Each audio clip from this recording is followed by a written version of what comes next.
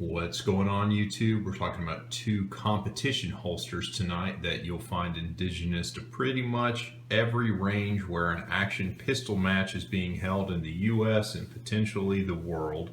We've got the BladeTech OWB here on the left. This is the model for the SP01 Shadow, and we've got the CompTac International here on the right, which is the SP01 model. This is the old model. They've got a new version that's for basically every steel frame CZ that they've bothered to make so far, but this is the one we've got, so this is the one we're going to talk about.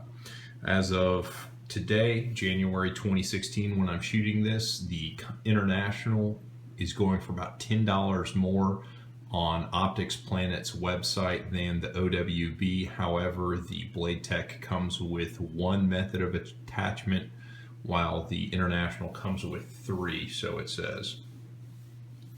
Both of these are set up on BladeTech Tech-Lock attachments, so we won't get into that.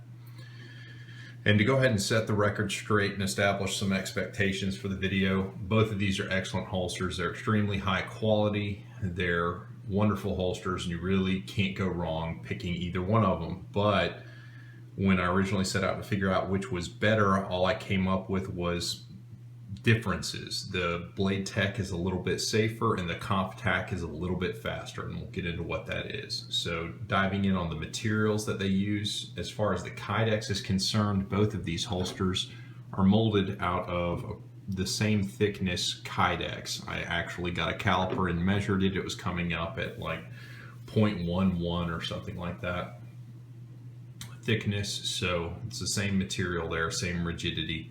Where they really start to kind of get away from each other on just the materials is you can look at you got two adjustable tension screws here on the BladeTech, and you've got three on the CompTac. You've got Phillips head screws in the BladeTech with no washer, and you've got Allen key screws on the CompTac with a washer. So you can fine-tune the retention on the CompTac a little bit more than you can on the BladeTech, but that's really kind of it. A little bit of a pro tip for you guys is to make sure that you've got the same screw pattern on your grip screws for your gun as you do on your holster and mag pouches, and you can keep one tool in your range bag rather than a whole hardware box. So as far as quality is concerned, they're both great holsters. Jumping over to design is where there starts to be a lot more daylight between them, and probably the one that everyone could care most about, or there's really two things I noticed, is the retention. The BladeTech naturally has more retention than does the CompTac. You can see that the body of the holster pinches in on the trigger guard there, and if you actually look at the little speed bumps that are molded into the holsters, the CompTac has just a little baby speed bump there, whereas the speed bump in the BladeTech actually fills up the whole trigger guard. As a result, the BladeTech will hold on to the short dust cover CZ's 75s better than will the CompTac in this configuration. So the next big difference is you've got an open end versus a closed end holster. This is important for competition shooters, and basically two reasons why. This will accept the long slide variants of the CZs where this will not, and you can potentially have objects work their way up into the holster, push the gun out by the muzzle. Like if you've got starts on a stage where you're starting in a car, getting into cars, you could potentially knock the gun out of the holster there.